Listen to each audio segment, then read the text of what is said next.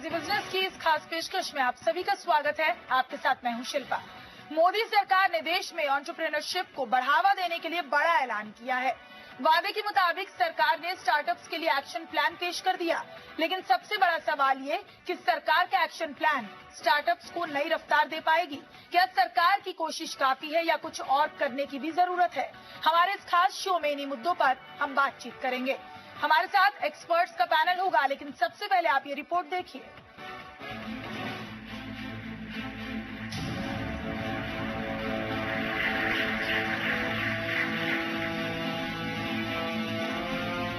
नरेंद्र मोदी चाय बेचने वाला कुछ कर पाए या न कर पाए, लेकिन देश के करोड़ों नौजवान कुछ कर पाए, ये उम्मीद तो मेरे दिल में भरी हुई है। तो ये लोग 10 साल में देश को कहां से कहां पहुंचा सकते हैं।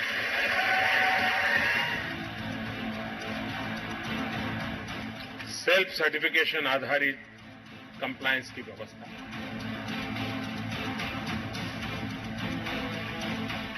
और मैं सबसे ज्यादा असफलताओं के लिए हिम्मत करने वालों को प्रमोट करना चाहता हूं। आज जो फी है पेटेंट के लिए, उसमें हम 80% रिडक्शन करेंगे। देश में स्टार्टअप्स को नई रफ्तार देने के लिए मोदी सरकार ने स्टार्टअप इंडिया का एक्शन प्लान पेश कर दिया है। इसके तहत स्टार्टअप्स को कंपनी शुरू करने से लेकर एग्जिट तक हर तरह की सहूलियत देने की तैयारी है। स्टार्टअप्स को 3 साल अपनी इनकम पर कोई टैक्स नहीं देना होगा। साथ ही 3 साल तक कोई इंस्पेक्शन नहीं किया जाएगा। वहीं कैपिटल गेन टैक्स में भी छूट दी जाएगी। इस ऐलान से अपनी प्रॉपर्टी को बेचकर स्टार्टअप शुरू करने पर कैपिटल गेन टैक्स से छूट मिल जाएगी। पेटेंट फीस में 80% तक की कमी की जाएगी। फंडिंग की परेशानी से जूझ रहे स्टार्टअप्स के लिए 1000 करोड़ रुपए का फंड बनाया जाएगा। इसमें हर साल 2500 करोड़ रुपए का फंड स्टार्टअप्स को दिया जाएगा। साथ ही 4 साल तक 500 करोड़ रुपए हर साल क्रेडिट गारंटी दी जाएगी। 1 अप्रैल से स्टार्टअप मोबाइल ऐप लॉन्च होगा। स्टार्टअप से प्रॉफिट को 3 साल के लिए इनकम टैक्स से मुक्ति दे दी जाएगी। फंड निवेश किए जाने वाले कैपिटल गेन टैक्स की छूट देना चाहते हैं। सरकार का दावा है कि इस एक्शन प्लान के साथ बिजनेस करने के लिए बेहतर माहौल तैयार होगा, जिसके बाद मंत्रालय के चक्कर नहीं काटने पड़ेंगे। Prime Minister, sir, indeed has been a fascinating experience for this country. It represents not only the changing social profile of India and probably a future economic and business profile, it also marks a very important change in the mindsets of India. सरकार ने देश में startups की परिभाषा भी तय कर दी है और इसको बढ़ावा देने के लिए बेहतर इकोसिस्टम बनाने की कोशिश की है। ब्यूरो रिपोर्ट, जी मीडिया। तो वाकई मोदी सरकार के इस स्टार्टअप एक्शन प्लान को एक बड़ा ऐतिहासिक कदम माना जा रहा है। तो 10 बड़े ऐलान क्या किए गए हैं प्रधानमंत्री मोदी की तरफ से स्टार्टअप्स को बूस्ट देने के लिए, तो वो हम आपको बता रहे हैं। 10 बड़े ऐलान। 1 से 3 साल तक इनकम टैक्स से छूट मिलेगी। संपत्ति बेचकर स्टार्टअप शुरू करने पर कैपिटल गेन टैक्स नहीं।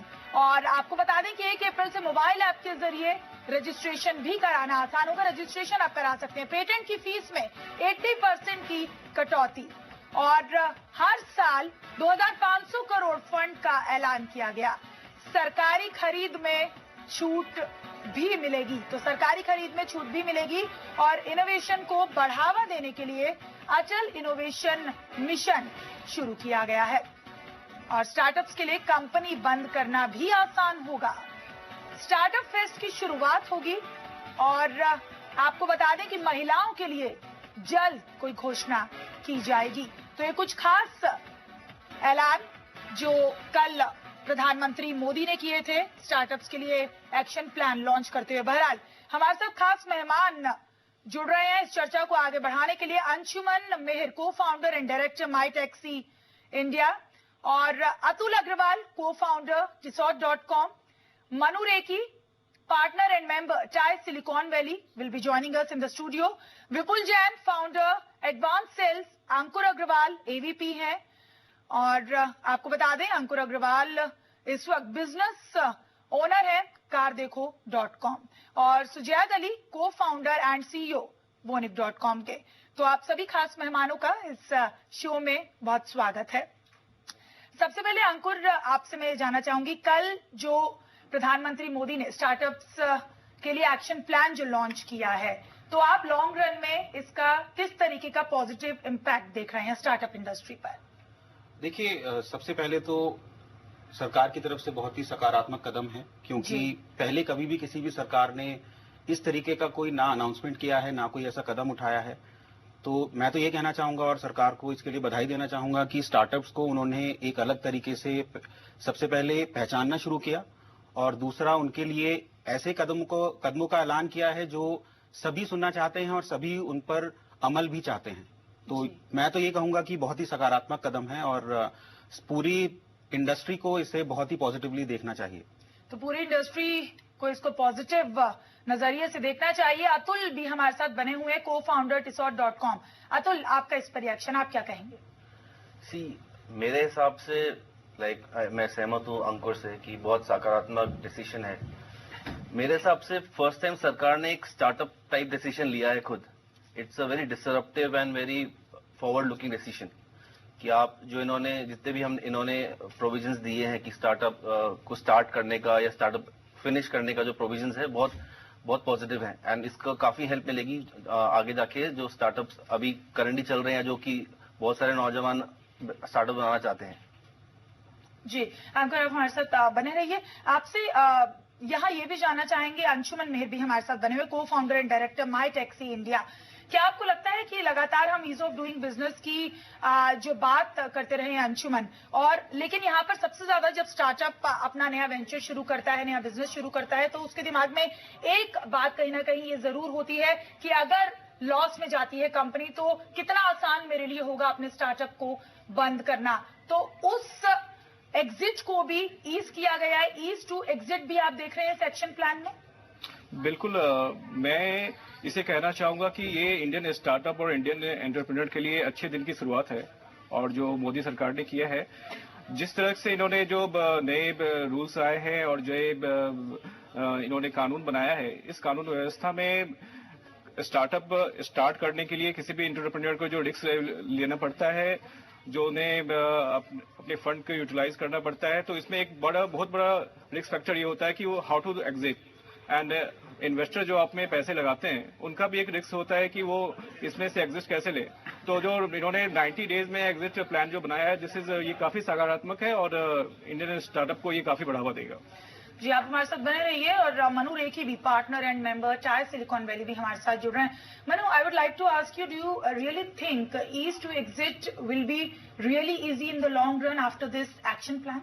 No, I think so. I think, starting a company should be easy. Shutting a company down should be easy because, 60 to 70% of companies fail, right? And no matter how, because it's very risky, and risk means that something has to fail, and you need to be able to have easy ways to dissolve the company. So, it takes 3-4 years to shut the company down today, and almost everybody I meet in Delhi or Bangalore or Bombay has a company that they have had for many years, but they just can't shut it down. So they just walk away from it. So, so the fact that the government has to introduce a bankruptcy law, and India is the only country in the world that doesn't have a bankruptcy law. So I'm really hoping the Congress government in Parliament actually stops resisting the thing from getting passed.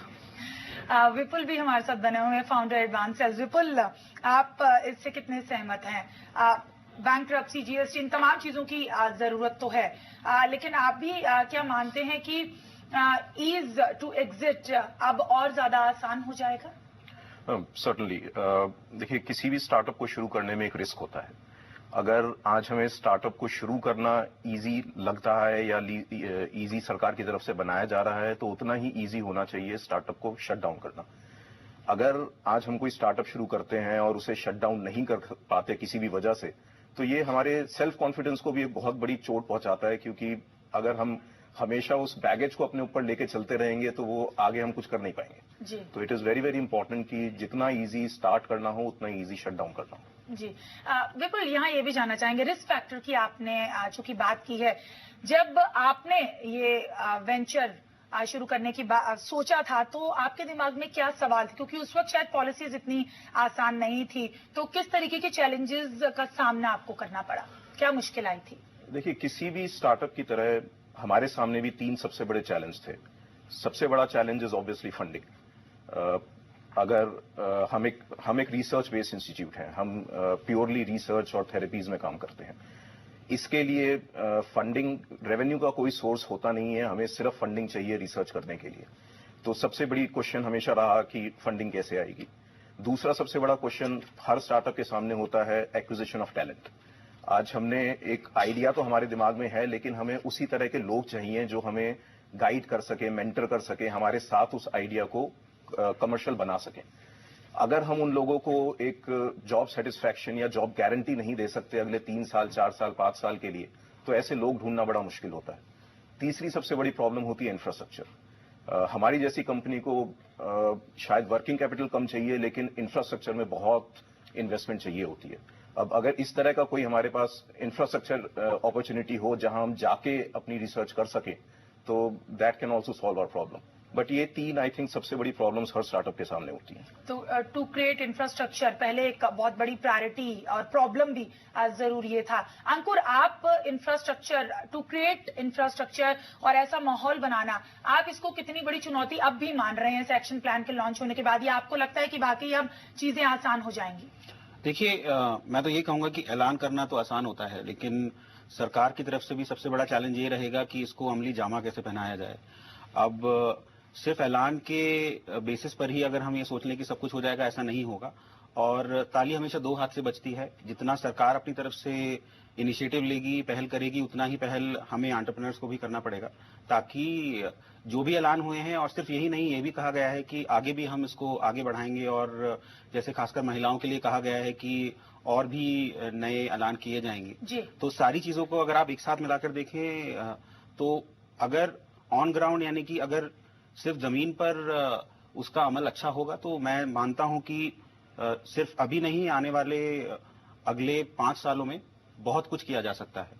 तो आने वाले 5 सालों में बहुत कुछ किया जा सकता है, यानी कि अभी और भी उम्मीद है सरकार से, क्योंकि ये तो सिर्फ शुरुआत है, अभी और भी बहुत कुछ किया जाना बाकी है। अतुल, आपसे जानना चाहेंगे, जहां इंफ्रास्ट्रक्चर की बात होती है, माहौल ऐसा क्रिएट अब जरूर किया गया है कि वो चीज आसान जरूर हो जाएगी, लेकिन कंज्यूमर ओरिएंटेड और जॉब क्रिएशन के लिहाज से इस लेआउट प्लान को आप कैसे देख रहे हैं? अगर सबसे इंपॉर्टेंट चीज है कि फर्स्ट टाइम एक स्टार्टअप का डेफिनेशन दिया गया है, स्टार्टअप को क्लैरिटी दी गई है कि उसको कितना, कि उसको टैक्स एग्जेम्पशन है 3 साल तक। बहुत सारी क्लैरिटी जो कि पहले नहीं थी, इस बारी आई है सरकार की तरफ से। उससे जो स्टार्टअप्स होंगे उनको भी क्लैरिटी होगी, आगे जो उनके फ्यूचर एम्प्लॉयज उनको क्या ऑफर दें, क्या किस तरीके से रिक्रूटमेंट करें। तो मेरे हिसाब से काफी पॉजिटिव है। और मैं about the 90 days to close the startup से मैं बहुत ज्यादा सहमत नहीं हूं, क्योंकि मुझे नहीं लगता 90 डेज एक बहुत कम समय है फॉर अ स्टार्टअप। तो उस चीज में अगर सरकार देखे, ऑफ कोर्स ये जो सारे फैसले हुए हैं, they have to be implemented, but with the way the legislation is happening, I hope there won't be any interruption on this, and startups, because startups सभी के हैं, किसी पॉलिटिकल पार्टी के नहीं है। तो आई जस्ट होप कि ये सारे लेजिस्लेशन आगे जा सके। तो जाहिर है कि उम्मीद ही नहीं बल्कि विश्वास भी है सभी स्टार्टअप्स को कि अब ये जो एक्शन प्लान कल प्रधानमंत्री मोदी ने लॉन्च किया है, अब इसके इम्प्लीमेंटेशन में कोई कमी नहीं आएगी। जो चैलेंजेस सरकार के सामने है, जिनके बारे में हम लगातार बात कर रहे हैं, लॉन्ग रन में क्या चैलेंजेस भी आ सकते हैं, इन पर भी सरकार जल्द से जल्द काम करेगी। चर्चा आगे भी जारी रहेगी, लेकिन आपको बता दें कि स्टार्टअप एक्शन प्लान को DIPP सेक्रेटरी अमिताभ कांत ने आजादी के बाद का बेस्ट प्लान बताया है। स्टार्टअप इंडिया एक न सिर्फ कार्यक्रम बना बल्कि एक मेगा शो बन गया, बिल्कुल उस तरह से जैसा प्रधानमंत्री ने लाल किले के प्राचीर से ऐलान किया था। लेकिन इस कार्यक्रम के पीछे जिसका हाथ है वो है DIP सेक्रेटरी अमिताभ कांत जी। सर, ये जो कार्यक्रम रहा सक्सेसफुल रहा नहीं, बिल्कुल एक मेगा शो बन गया, इसके पीछे कितनी मेहनत थी और जो एक्शन प्लान प्रधानमंत्री ने लॉन्च किया उससे क्या हासिल होने की उम्मीद है? देखिए, बहुत मेहनत तो बहुत थी, पर ये बहुत खुशी है हम लोगों को कि ये देश के लिए कार्यक्रम है। प्रधानमंत्री का विजन था और इसको इम्प्लीमेंट करने में हम लोग को बहुत अच्छा लगा, क्योंकि एक नए तरीके की एक एनर्जी थी, एक वाइब्रेंसी था, एक उत्साह था, और लोगों में इस तरह की मैंने एनर्जी किसी भी गवर्नमेंट फंक्शन में अपने 38 साल के औद्योगिक कैरियर में कभी नहीं देखी। और एक्शन प्लान जो बना है पूरे लाइफ साइकिल को कनेक्ट करता है, compliance, starting a business, exit, आपके टैक्स इश्यूज, आपके incubators, education system, schools, colleges, सबको कवर करता है। तो ऐसा इंटीग्रेटेड एक्शन प्लान बनाया है जिससे कि पूरे देश के एक स्टार्टअप इकोसिस्टम को बहुत जोरों का इम्पैक्ट हो, और सारे देश के जो युवा वर्ग हैं ये लोग स्टार्टअप्स के मूवमेंट में बढ़े आगे। टैक्सेशन को लेकर काफी लोगों में क्यूरियोसिटी थी। प्रधानमंत्री ने एक पूरा रोड मैप ही दे दिया है और कह सकते हैं बजट से पहले एक उनके लिए दिवाली का नहीं, बहुत बढ़िया एक्शन प्लान है। मेरे विचार से इससे अच्छा एक्शन प्लान देश में नहीं आ सकता था। फंड ऑफ फंड्स है, 3 साल का टैक्स एग्जेम्पशन है, और उन्होंने ये भी कहा कि वुमेन एंटरप्रेन्योर्स के लिए वो कुछ और देखेंगे, और फेयर वैल्यू मार्केट के जो इश्यूज थे उसको सॉर्ट आउट कर दिया है। जो लोग फंड ऑफ फंड में पैसा लगाएंगे उनको कैपिटल गेन टैक्स का एग्जेम्पशन भी लगेगा। तो ऐसा integrated, comprehensive, holistic action plan नहीं बन सकता। लोगों को डेफिनेशन मिल गया होगा, उम्मीद करते हैं स्टार्टअप्स की। उसके साथ डेफिनेशन दी गई है, तो सब कुछ क्लियर है बिल्कुल। सर, ये जो आईपीआर का इशू था ये बहुत ही बेसिक इशू था। बहुत लोगों से मैंने बात किया तो कहा कि आईपीआर का इशू टच करके और उसको पूरा एक एड्रेस करके लीगल सिस्टम में बहुत बड़ा एक योगदान है। आईपीआर का तो बहुत महत्वपूर्ण है कि इनके लिए एक फास्ट ट्रैकिंग होगी, 80% का छुटाव का डिस्काउंट मिलेगा, केवल 20% उनको देना पड़ेगा। और हम लोगों ने एक फैसिलिटेटर की स्कीम बना दी है कि लॉयर्स रहेंगे हर जगह जो इनको सपोर्ट करेंगे, इनके सिस्टम को अप्रूव करेंगे और रजिस्टर करेंगे। इससे ज्यादा क्या हो सकता है। सर, फंडिंग के लिए भी सरकार ने जो 10,000 करोड़ का अनाउंस किया था उसको भी एक मिशन के तहत डाल दिया है। उसको आगे किस तरह से फंडिंग के लिए जो समस्या वो प्राइम मिनिस्टर ने कह दिया कि हर साल अगले 4 साल 2,500 हज़ार करोड़ देते चले जाएंगे, तो उससे फंड ऑफ फंड्स बहुत अच्छी तरह ग्रांट की तरह चलेगा। तो चलिए, खास मेहमान लगातार हमारे साथ बने हुए इस पर चर्चा करने के लिए कि जो प्रधानमंत्री मोदी ने नया एक्शन प्लान स्टार्टअप्स के लिए लॉन्च किया है वो लॉन्ग रन में कितना फायदेमंद साबित हो सकता है और भी क्या कुछ किया जा सकता है। सुजायत अली, को फाउंडर एंड सीईओ Vonip.com भी हमारे साथ बने हुए हैं। सुजायत जी, यहाँ पर इस एक्शन प्लान में खास बात ये रही है, कहा गया कैपिटल गेन टैक्स पर छूट जो दी गई है, तो आप इस कदम को कैसे देख रहे हैं? क्योंकि स्टार्टअप्स कहीं ना कहीं से जुगाड़ करके ही अपना नया वेंचर शुरू करते हैं। जाहिर है कि बहुत मुश्किल भी होती है, पे ऑफ भी करना होता है, एम्प्लॉयज भी हायर किए जाते हैं, उनको स्टेबिलिटी देने की भी एक टेंशन होती है। तो एक कैपिटल गेन का इसमें जो क्लॉज रखा गया, आप इसे कैसे देख रहे हैं?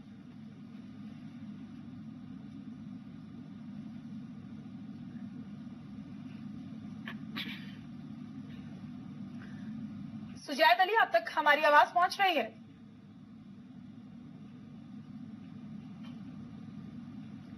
तो फिलहाल संपर्क नहीं हो पा रहा। बहरहाल हम कोशिश करेंगे उनसे दोबारा बात करने की। और हमारे साथ अंकुर अग्रवाल भी लगातार बने हुए हैं। अंकुर, ये कैपिटल गेन पर जो छूट की बात कही गई है, तो वाकई इसे राहत आप मानते हैं स्टार्टअप्स के लिए? देखिए, हम अभी भी यही डिस्कशन कर रहे थे कि कैपिटल वाकई कहने के लिए तो एक अच्छा स्टेप है, बिल्कुल, लेकिन कितने स्टार्टअप ऐसे हैं जो पहले 4-5 साल में प्रॉफिट बनाते हैं? बहुत ही कम ऐसे स्टार्टअप्स होंगे जिनके पास इतना पैसा होता होगा कि उस पर कैपिटल गेन्स टैक्स देने की जरूरत भी पड़े।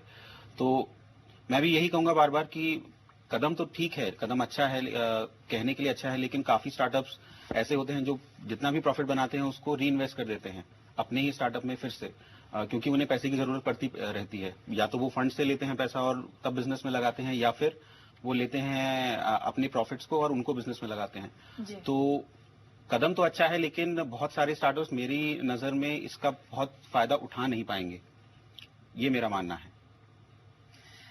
मनु लेखी, आपसे ये जानना चाहूंगी कि earlier it was said like policies in India for startups are not investor friendly. Now since this action plan has been launched, do you think viewpoint will be changed? Oh, absolutely.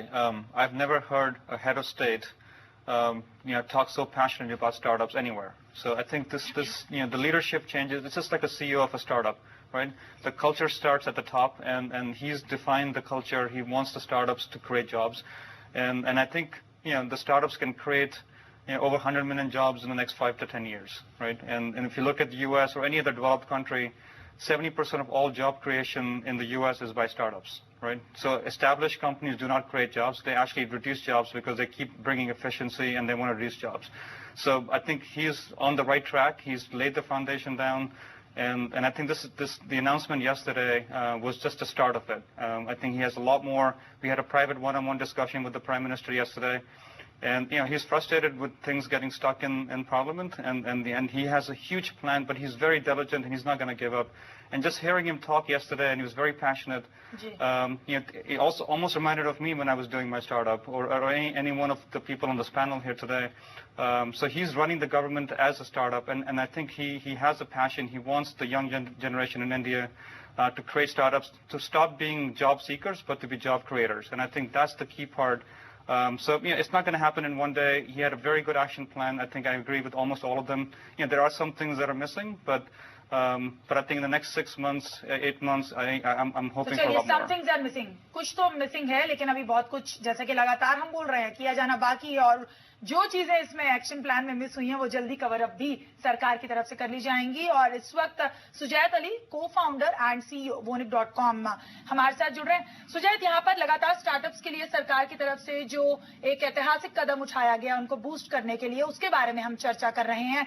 यहाँ पर तमाम ऐसी सुविधाएं उनको देने की बात कही गई कल के एक्शन प्लान में। उसमें से एक है 3 साल तक इनकम टैक्स में छूट देना और कैपिटल गेन की जो बात कही गई है, तो आप किस तरीके से देख रहे हैं? क्योंकि जब भी कोई नया काम शुरू किया जाता है तो उसमें से सबसे पहला जो एक ख्याल है ये भी आता है, एक तो स्टेबिलिटी का, और दूसरा पॉइंट ये आता है कि यार प्रॉफिट मार्जिन भी देखना है, लॉस को किस तरीके से कम करना है या क्या करना है, और साथ ही साथ इनकम टैक्स जब देने की बारी आएगी तो क्या करेंगे। तो चूंकि अब ये जो छूट दी गई है, इसको कितना बड़ा कदम आप मान रहे हैं? I think first of all, it's very important that we create a perception that India is a startup friendly nation.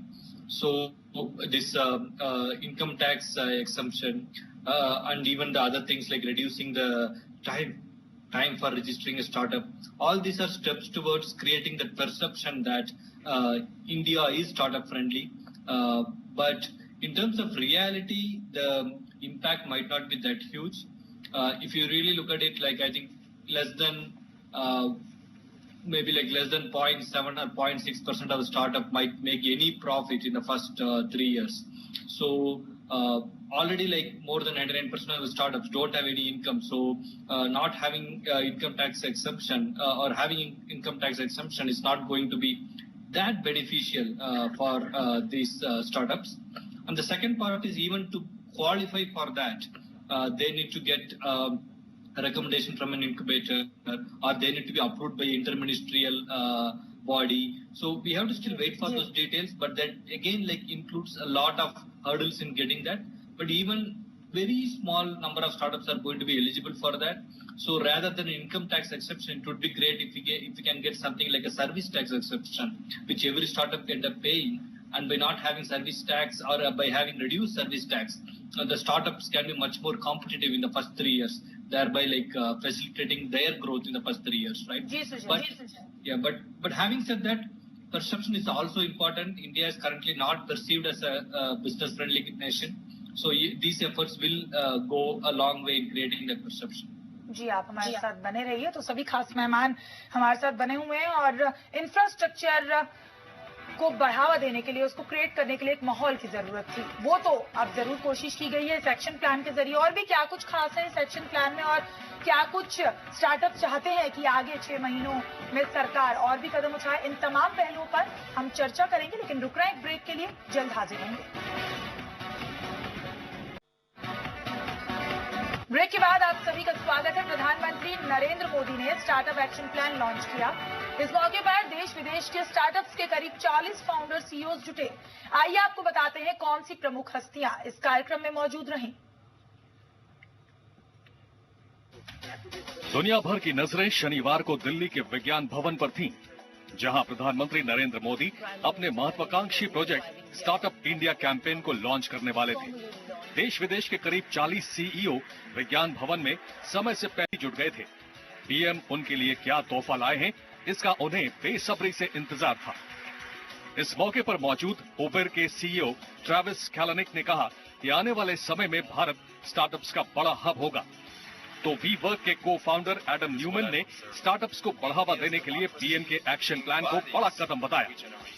SoftBank के फाउंडर सीईओ मासायोशी सोन ने देश में बढ़ती एंटरप्रेन्योरशिप की जमकर तारीफ की। कार्यक्रम में ओयो रूम्स के फाउंडर सीईओ रितेश अग्रवाल भी मौजूद थे। उन्होंने स्टार्टअप मूवमेंट के लिए इसे बेहतरीन शुरुआत बताया और कहा कि इससे ज्यादा लोग सेल्फ एम्प्लॉयड होंगे। इन मोबी के सीईओ नवीन तिवारी ने कहा कि स्टार्टअप्स को लेकर अच्छी शुरुआत हुई है। मेक माई ट्रिप के फाउंडर और सीईओ दीप कालरा भी स्टार्टअप कार्यक्रम में मौजूद थे। उन्होंने पीएम की घोषणाओं की सराहना की। प्रैक्टो के को फाउंडर और सीईओ शशांक एंडी ने स्टार्टअप्स को इकोनॉमी के लिए काफी बड़ा बूस्ट बताया। पेटीएम के फाउंडर विजय शेखर शर्मा ने भी कार्यक्रम में शिरकत की। शेरोज की सीईओ सायरी चहल ने सरकार की स्टार्टअप पॉलिसी की तारीफ की। मैप माई जीनोम की सीईओ अनुराधा आचार्य भी कार्यक्रम में मौजूद थी। स्नैपडील के फाउंडर कुणाल बहल, फ्लिपकार्ट के founder Sachin Bansal, team Indus के दिलीप छाबड़िया, जोमैटो के फाउंडर और सीईओ दीपेंद्र गोयल भी कार्यक्रम में मौजूद रहे। सभी ने पीएम के स्टार्टअप्स के लिए किए गए ऐलान को देश की इकोनॉमी के लिए बड़ा कदम बताया। ब्यूरो रिपोर्ट, जी मीडिया। तो चलिए, चर्चा लगातार जारी है कि स्टार्टअप्स के लिए कितना आसान अब हुई है उनकी राह और आगे क्या दिक्कतें हो सकती हैं। इम्प्लीमेंटेशन इन पॉलिसीज का किस तरीके से किया जाना चाहिए। खास मेहमान लगातार हमारे साथ बने हुए हैं। अंशुमन, यहाँ मैं आपसे ये जानना चाहूंगी कि हम इनकम टैक्स की तो लगातार बात कर रहे हैं, लेकिन चूंकि इससे पहले मेरी आपसे बात हुई थी तो आपका कहना था सर्विस टैक्स जो है वो भी एक प्रॉब्लम जरूर है स्टार्टअप्स के लिए। इसको किस तरीके से डिफाइन करेंगे?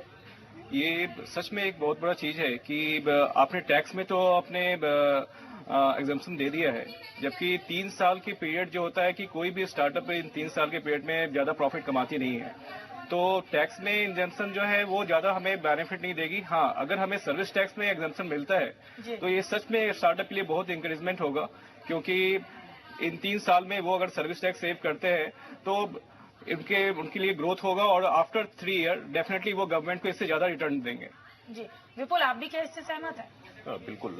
देखिए, इनकम टैक्स तो एक ऐसी चीज है, जब इनकम होएगी तब उसके बारे में सोचेंगे। जी बिल्कुल। लेकिन सर्विस टैक्स तो हमें डे 1 पे ड्यू हो जाता है। हमारी रेवेन्यू चाहे आए या ना आए, सर्विस टैक्स हमें डिपॉजिट कराना है। तो अगर इनकम टैक्स के साथ साथ सर्विस टैक्स में भी रिडक्शन मिले या एग्जम्पशन मिले तो ये हमें कैश फ्लो भी देगा हमारे हाथ में कि हम उसे वापस अपने स्टार्टअप में इन्वेस्ट कर सके, प्लस हमारे को एक बहुत पीस ऑफ माइंड भी आएगी रेगुलेटरी पॉइंट ऑफ व्यू से। अंकुर, आप क्या कहेंगे यहाँ पर? अगर सेल्फ डिक्लेरेशन ऑन कंप्लायंसेस की हम बात करें तो कितना पॉजिटिव आप इसे मान रहे हैं स्टार्टअप्स के लिए? नहीं, काफी पॉजिटिव। देखिए, शुरू में जब भी कोई स्टार्टअप होता है उनके पास ह्यूमन कैपिटल यानी कि जो लोग होते हैं काम करने के लिए बहुत कम होते हैं। तो कंप्लायंसेस क्योंकि हमारे देश में इतने सारे हैं जहां पर हमें हर वक्त या तो सेल्स टैक्स या सर्विस टैक्स या किसी भी तरह के कंप्लायंस को करना हो तो हमें उसके लिए ह्यूमन कैपिटल और बढ़ानी पड़ती है।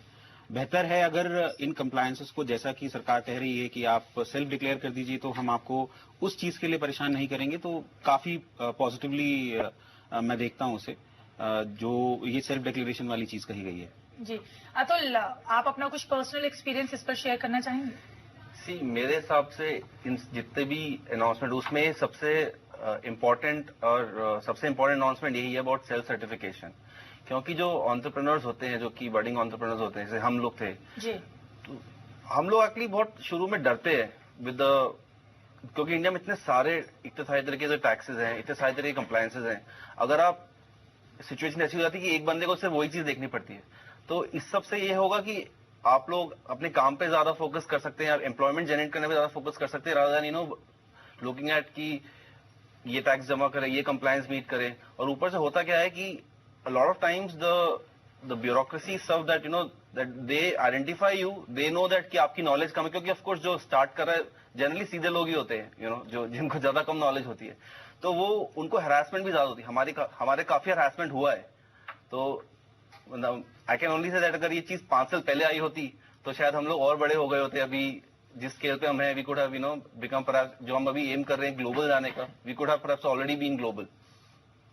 सुजात, क्या आप भी ऐसा मानते हैं जैसा कि हम लगातार बात कर रहे हैं कि 5 साल पहले भी ये पॉलिसीज आती तो शायद जो दिक्कतें हुई थी वो नहीं होती, और आगे हम यहाँ पर ये भी बात कर रहे हैं कि किस तरीके से सेल्फ डिक्लेरेशन और ऑन कंप्लायंसेस की यहाँ बात की गई है, तो बहुत ही ज्यादा अब आसान हो गया है। वो डर और वो कंफ्यूजन की स्थिति अब नहीं रहेगी स्टार्टअप्स के लिए।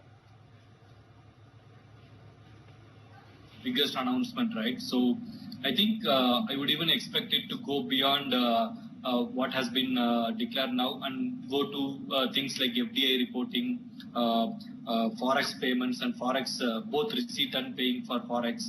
I think self-certification will be a major breakthrough. If we need not get a certificate from someone else for each and every step that a startup is going through, and it will reduce a lot of time that we spend outside our core work, which can be spent again on our core competencies, and we can become more competitive. So I think that's one of the biggest and major breakthroughs in all the things that have been announced. Manu Reddy भी लगातार हमारे साथ बने हुए हैं। Manu, you have been putting up policies and you have done a lot analysis on startups. So what do you think investor friendly बनाने के लिए जो policies पहले कुछ खास नहीं थी, आपको लगता है कि अब ज्यादा लोग इन्वेस्ट करने की कोशिश करेंगे, उसमें ज्यादा इंटरेस्ट लिया जाएगा? आपको लगता है वो ईज आउट हुआ है? Absolutely. I think the best thing Modi said yesterday was मुझे बताओ कि सरकार कितना ना करे. Don't ask me to do more things, and I think that was the best thing. So, less regulation, less compliance, less things. So back in 1991, when the country got deregulated, we had 8 to 10% growth rate. Before that, it was 2% growth rate. So it proves that the less government involvement you have, the better people like us on this table can actually do work, right? And I think that's the best thing he said, and he acknowledged it. So the sentiments, and this is what investors and entrepreneurs love to hear. They love to hear that the government actually gives you the right ecosystem to actually start companies, build companies, grow, and hire people, and there's less and less, right? So, and one of the things, if you think about, there's 1.2 billion people in India right now. If 1% of the population can be entrepreneurs, and it could be anybody, it could be somebody, starting a car company, it could be starting a chai company, it could be anything, right? And if you have 1%, that's 12 million people, and if they each hire 10 people, that's 120 million new jobs created. So it's massive, and I think the government can do more by doing less, which is what exactly we heard yesterday. विपुल, आपसे जानना चाहेंगे, जब भी startups की बात होती है तो एम्प्लॉयमेंट क्रिएशन है जो सबसे पहले दिमाग में आता है। तो यहाँ पर जब आप किसी को नौकरी पर रखते हैं, वो भी एक बहुत बड़ा चैलेंज होता है, क्योंकि नौकरी करने से ज्यादा चैलेंज है नौकरी पे आप किसी को रख रहे हैं, उसको स्टेबिलिटी देना भी बहुत आसान है। इससे पहले आपको क्या लगता है, क्या दिक्कत आपको आती थी जो अब वाकई आसान हो जाएगी लोगों को विश्वास दिलाना? क्योंकि 2015 का अगर हम एनालिसिस करें, वहां पे बहुत से ऐसे स्टार्टअप्स थे जो बंद हो गए, जो शट डाउन हो गए, और लोगों ने नौकरी शुरू की, उनको नौकरी से निकाल दिया गया, कईयों को पैसा भी नहीं मिला है। तो उस लिहाज से कैसे देखते हैं? देखिए, जब भी हम किसी को नौकरी पे रखते हैं तो मेरे को ऐसा लगता है कि we have a moral responsibility towards that person. जब तक वो व्यक्ति अच्छे से काम कर रहा है, हमारी जिम्मेदारी है कि उसे अपना जॉब सेटिस्फैक्शन और जॉब सिक्योरिटी दोनों मिलनी चाहिए। लेकिन हम वो जॉब सिक्योरिटी सिर्फ तभी दे सकते हैं जब हमें खुद को ये पता हो कि अगले 6 महीने हमारी कंपनी चलने वाली है। अगर हमें ही इस बात का शक है कि पता नहीं ये बिजनेस प्लान चलेगा नहीं चलेगा, फंडिंग आएगी नहीं आएगी, तो हम वो जॉब सिक्योरिटी कभी नहीं दे सकते।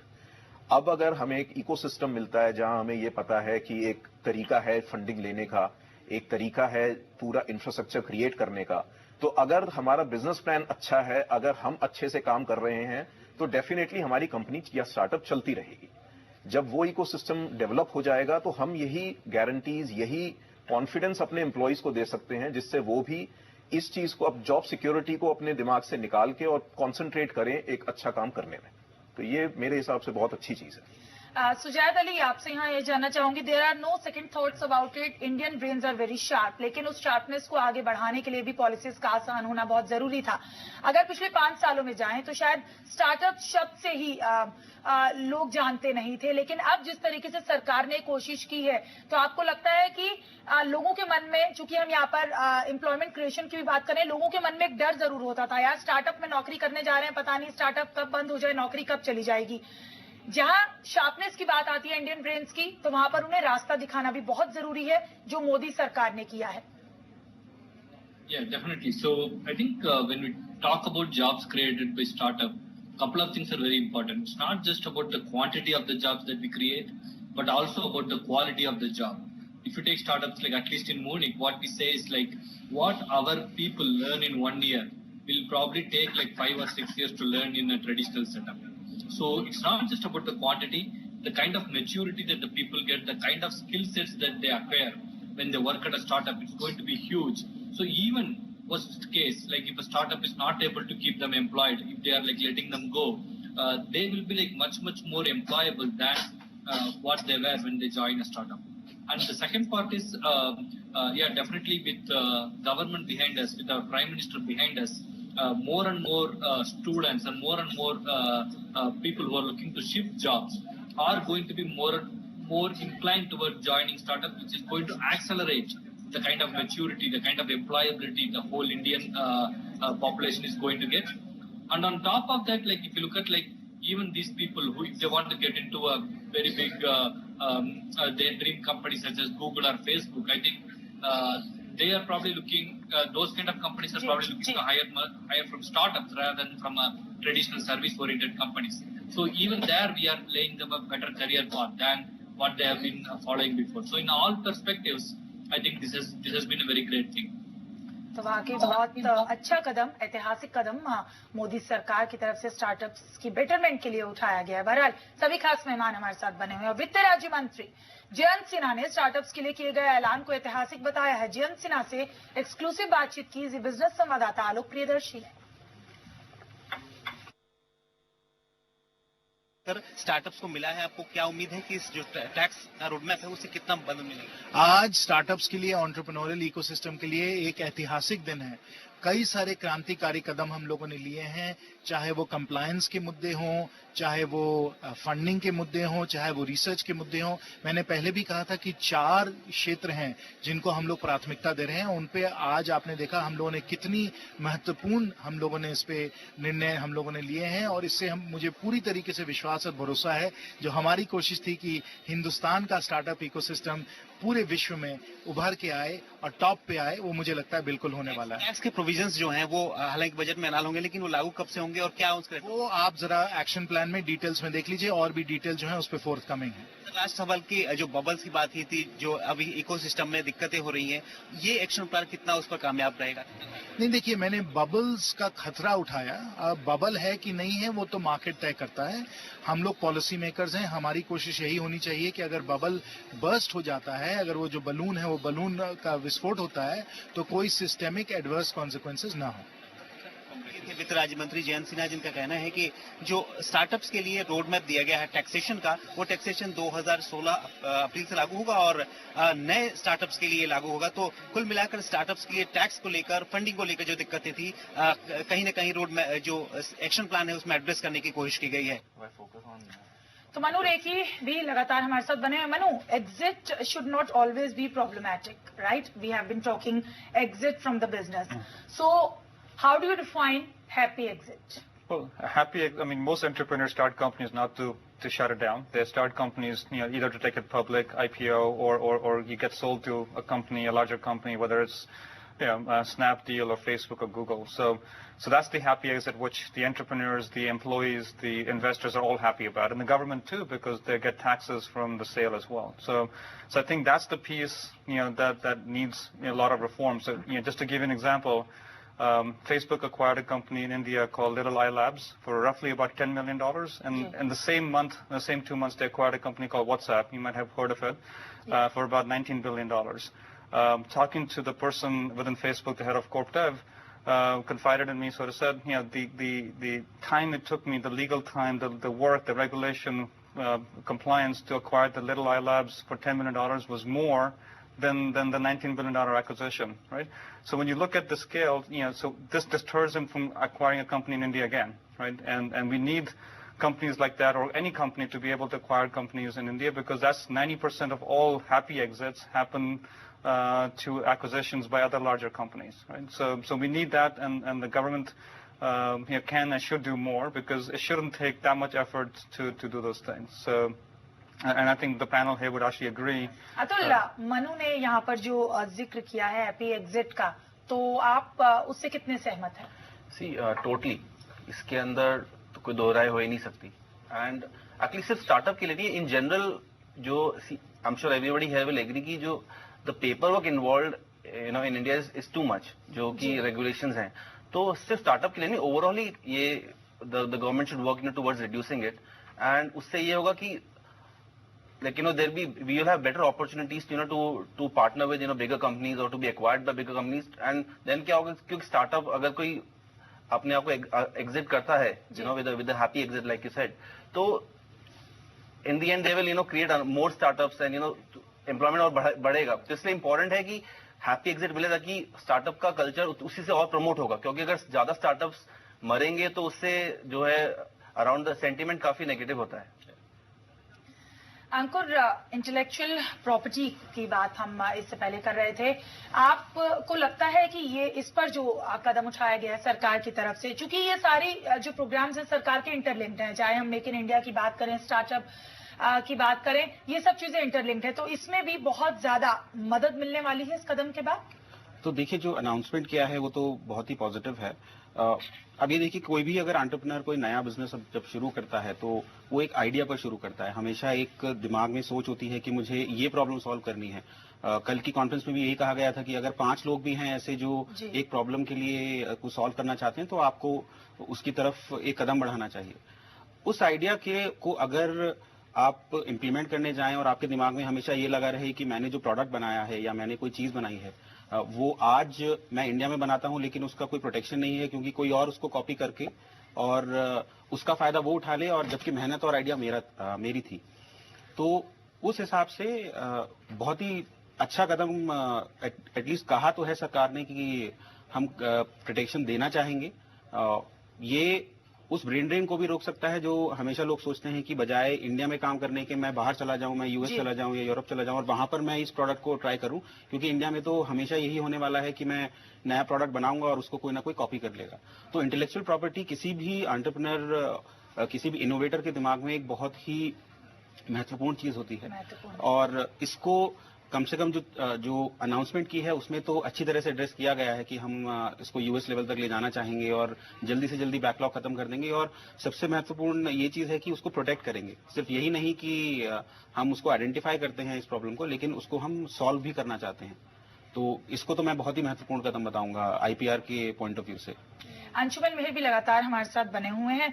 अंशुमन, जब स्टार्टअप्स की बात आती है, चूंकि अभी तक हमने पॉइंट अपने डिस्कशन में मुद्दा नहीं उठाया है, यहाँ पर बैंकिंग प्रणाली, बैंकिंग सिस्टम की हम बात करते हैं, कितना मेजर इम्पैक्ट अब आप इस पर देखेंगे जिससे के लिए चीजें बैंकिंग सिस्टम की तरफ से स्टार्टअप्स के लिए आसान होंगी अर्लियर एज कंपैरिजन जो दिक्कतें आती थी?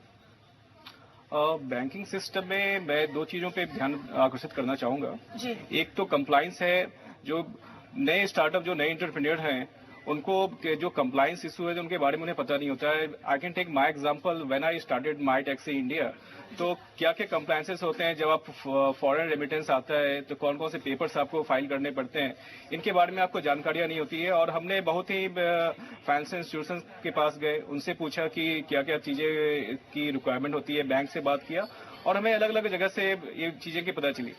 और अगर सरकार कुछ इस तरह की इंक्यूबेशन स्टार्ट कर रही है जहां से वो लोगों को, एंटरप्रेन्योर को इस तरह की फैसिलिटी प्रोवाइड करेगी कि जिससे कि वो उन्हें पता चलेगा कि बैंकिंग सिस्टम में वो किस तरह से फॉरेन फंड ला सकते हैं, और बैंक को इस तरह से वो अगर इंकरेज करे कि बैंक ही एंटरप्रेन्योर की हेल्प करे और सारे पेपर्स वर्क बैंक ही उनके बिहाफ पे करें, तो ये बहुत ही अच्छा होगा।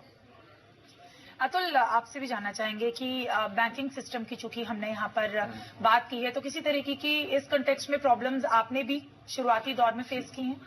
एक्चुअली बहुत ज्यादा शुरू में तो हम अगर 5 साल पहले की मैं बात करूं तो हमारा तो बैंक अकाउंट खोलने में दिक्कत हो रही थी, because nobody knew e commerce at that time. तो एंड अभी भी अगर हम कोई लोन लेना चाहते हैं वो तो बहुत सारी दिक्कतें हैं।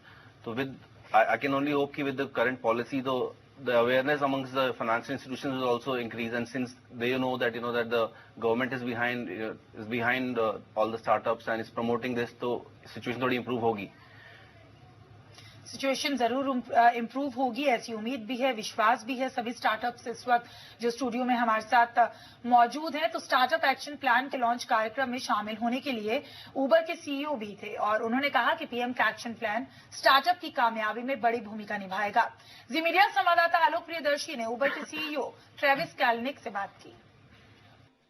Action plan which was presented for the startup. I think the action plan puts fuel on the fire, which was great India startup success that's already happening. And I think it was very exciting for me as an entrepreneur and exciting for the thousands of entrepreneurs that were in the room to see that action plan laid out.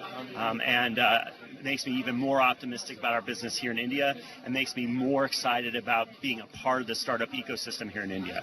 The issue of IPR, the issue of taxes has been raised from this podium. How do you see this going to help in the startup ecosystem? Look, I think these are, for an entrepreneur, these are obvious things that it's great to see a government embracing.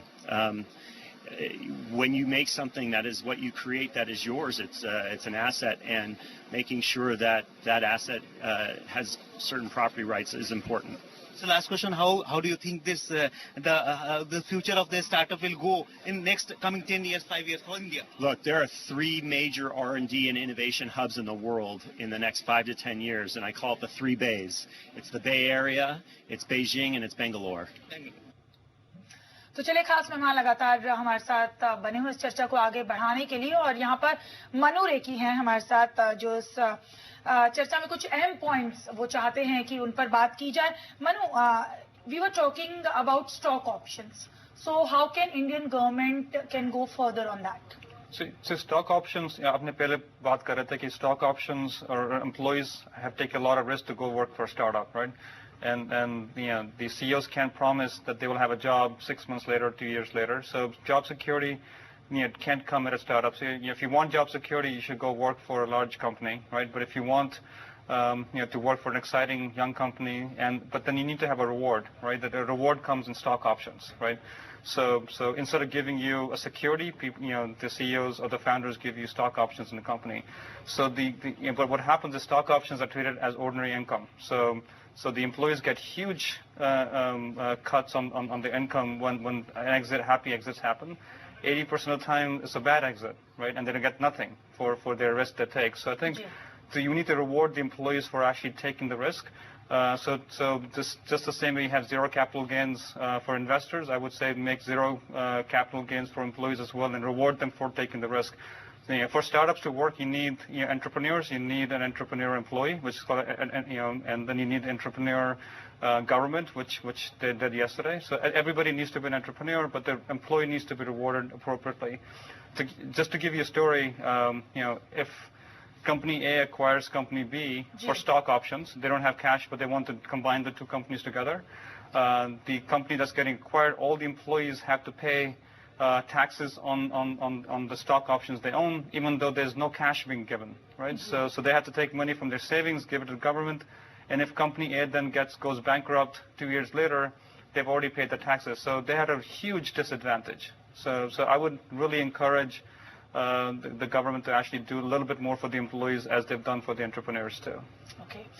सुजैत Ali भी लगातार बने हुए हैं। सुजैत, एक बहुत brief reaction मैं आपसे लेना चाहूंगी, चूंकि अब वक्त की कमी है। स्टार्टअप्स को स्टार्ट कर दिया है सरकार ने पूरे तरीके से इस एक्शन प्लान के जरिए, तो कितना अच्छा इस एक्शन प्लान के लॉन्च होने के बाद आपको लग रहा है, और अब दिमाग में अब माइंड सेट किस तरफ जा रहा है कि वाकई अब जो पहले किया उससे बढ़कर उसको पूरा 100% देना है आने वाले दिनों में? Completely. It gives us a very positive mindset, a very great motivation, not just PM, but including all the ministers, all the bigwigs of startup ecosystem. When everybody come together and they kind of say that we will make it happen, it gives us motivation as well to probably do 5x, 10x than what we had originally thought. So I think it's a great start, and it's the first step in changing the perception that India is not a business-friendly nation. So I think we will change that very quickly. Ankur, आप इस पर क्या कहेंगे? Do you also agree it's a great start by the government? Yes, I think it's very important to build the ecosystem. एक ecosystem जहाँ पर सरकार भी है, एंटरप्रेन्योर्स भी हैं, और उनको अगर कस्टमर्स को लाना है वहाँ पर वो भी हैं। तो इस पूरे इकोसिस्टम पर अब सरकार का फोकस गया है, तो हमारी तो यही उम्मीद होगी कि आगे आने वाले टाइम में इसको पार्लियामेंट में ले जाया जाए, लॉज बनाए जाए और उन लॉज पर अमल किया जाए। तो I think it's a great किया जाए। विपुल, आपसे भी यही जानना चाहेंगे। Certainly, see, this gives us a lot of positive energy. पहली बार हमको ऐसा लगा है कि हाँ, हमारे बारे में कोई सोच रहा है। सरकार अपना काम कर रही है, उनका काम है लॉ बनाना, उनका काम है पार्लियामेंट तक इसे ले जाना, लेकिन अब हमारी भी रिस्पॉन्सिबिलिटी है कि हम किस तरह से इस पूरी पॉलिसी को एक्चुअली यूटिलाइज करके और स्टार्टअप से नेक्स्ट फेज में अपने आप को ले जाए। सो रिस्पॉन्सिबिलिटी दोनों तरफ। अतुल, आपसे भी चलते चलते एक बहुत ब्रीफ रिएक्शन, क्या कहेंगे? इंडिया में already India has the third largest number of startups in the world. तो अगर ये पॉलिसी इसके बाद I can only hope that we'll soon have the biggest number of startups in the world, क्योंकि और encouragement मिलेगा and बहुत positive है। We are very happy। जी, तो सभी स्टार्टअप्स बहुत खुश हैं। बहुत शुक्रिया इस तमाम चर्चा में हमारे साथ जुड़ने के लिए। तो सभी स्टार्टअप्स जिनसे हमने बात की, बहुत ही पॉजिटिव फीडबैक है उनका, और उनका यही कहना है कि सरकार की तरफ से ये जो कदम लिया गया है बहुत ही ऐतिहासिक है और अब जरूरत है तो स्टार्टअप्स को इस दिशा में और ज्यादा काम करने की, और सरकार की तरफ से ये जो प्रोजेक्ट प्लान जो लॉन्च किया गया, इसका इम्प्लीमेंटेशन अगर सही दिशा में सही समय पर होगा तभी स्टार्टअप्स को और ज्यादा बूस्ट मिलेगा, जिससे इकोनॉमी भी आगे बढ़ेगी। रुकना एक ब्रेक के लिए, फिलहाल इस खास पेशकश में इतना ही। बाकी खबरों के लिए देखते रहिए जी बिजनेस। नमस्कार।